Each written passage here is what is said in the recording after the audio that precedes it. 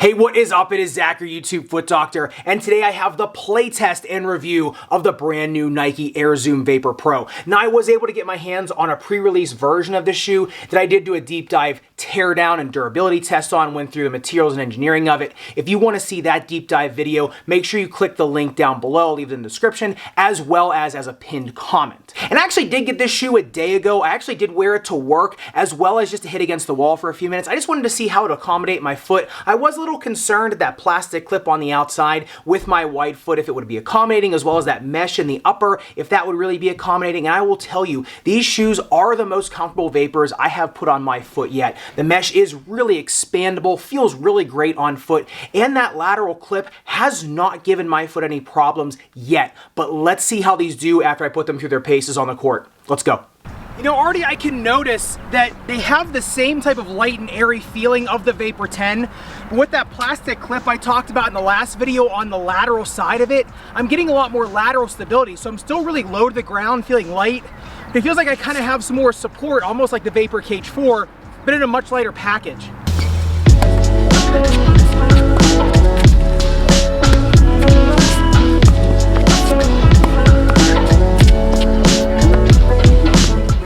Have such a nice base on them. I really was not expecting to feel this stable going side to side and getting low. Really, when I'm getting low, I can still push up really well with that Zoom Air unit. And even though it's the same chassis as the Vapor 10, just that lateral plastic really is giving me just a little bit more of a boost coming up. So I really don't feel like I'm gonna miss out if I get low. I really feel confident down low on the ball. Really something different than the 10 and very surprising.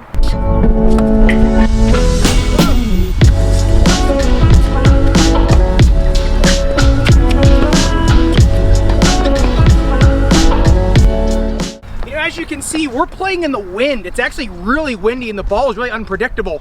However, I feel super confident just split stepping and moving at the last second with these shoes, a lot more than a lot of other shoes I played in, including the Solution Speeds and Uber Sonics. Because it's that three-piece tongue and it just gives you a little bit more molding around the crown of the ankle, you really do feel really secure in there with that nice wide base.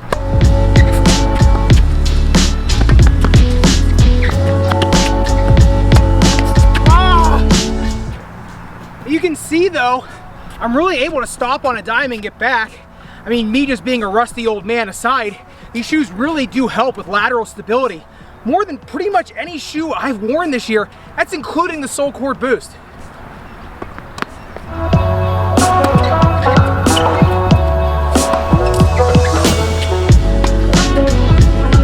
These things really remind me of the Lotto Mirage 100. They just don't have the support of the Mirage 100, but they definitely have the speed. But these do feel a lot more low to the ground than the Lotto, so a little bit of push and pull there.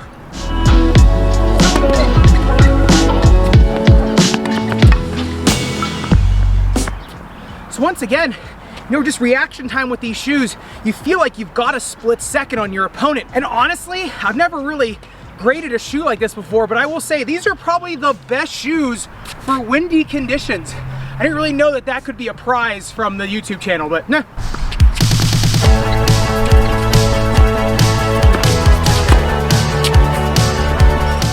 You know what's interesting I just noticed is in the old Vapor 10s, remember they do allow a lot of pronation, a lot of medial instability.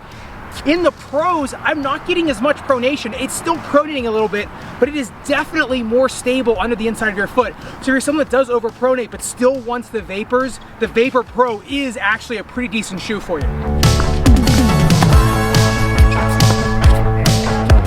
You know, if I had to describe these shoes in one word, I just thought of it after that point, it's effortless. These shoes just give you effortless tactile sensation, effortless proprioception, effortless speed and stability.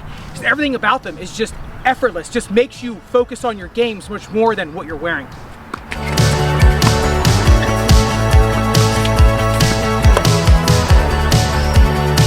About an hour and 10 minutes, whereas about 20 minutes in, these shoes are really starting to bother me on the outside of my foot, right where that plastic clip was, right where I thought it was going to bother me in the teardown video. However, it's about an hour and 10 minutes in, they've already broken in. So they're already much more comfortable and much more easy to break in than I thought they would be from first look.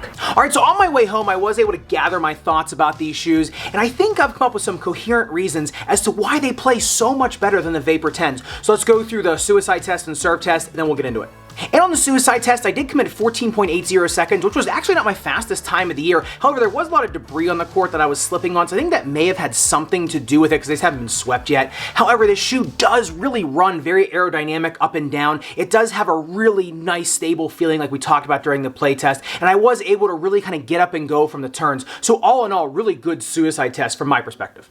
And on the serve test, just like pretty much every other Vapor, 27 centimeters of serve height. That's pretty much where I've been at recently with the Vapor line. I do really like serving in these because of that shoelace line, how it does diverge laterally. There really isn't a lot of slippage when you go to jump. You really are able to kind of pull the shoe up with you, and the shoe does feel a lot lighter under your foot because of that. Now, on the other Vapors, the older Vapors, they do have the integrated shoelace eyelets, which I do like. However, in this design, I really do feel like the uppers of the shoe do kind of work with you a little better, and with that lighter mesh material up in the upper, it really just does feel like that upper of the shoe is just another layer of your skin, which I really loved. And so that kind of brings me as to why this shoe played so much better than the Vapor 10, even though it has so many similarities. I think it's just the small tweaks that Nike made. I will be the first to admit, I thought this shoe wasn't going to be very good, especially at the $120 price point. Nike doesn't make any discount shoes. If it's something that's less in price, sometimes it's less in performance. However, with these, they really did surprise me. And the design tweaks that jumped out the most to me that made the biggest difference, number one, it's the upper. Whereas the old Vapors, you were allowed to pronate so much through the shoe, with how strong the upper is and how light it is,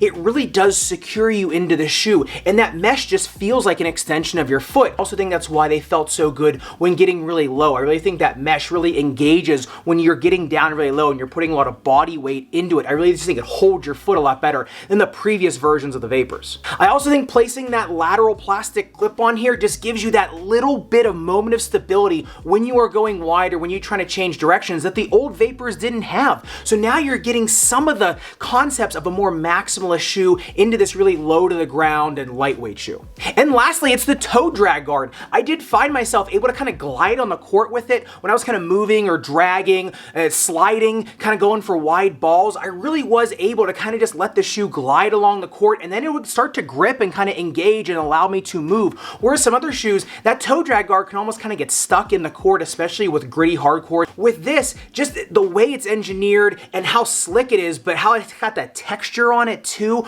really does allow it to kind of engage when you need it to engage. And with those small tweaks, Nike was really able to hit a home run with the Vapor Pro. You know, like I said, I was the first one to think this shoe was going to underwhelm me, and I really came off the court thinking this shoe is on another level from the Vapor 10, especially from my perspective as a tennis player, but more importantly as a foot doctor.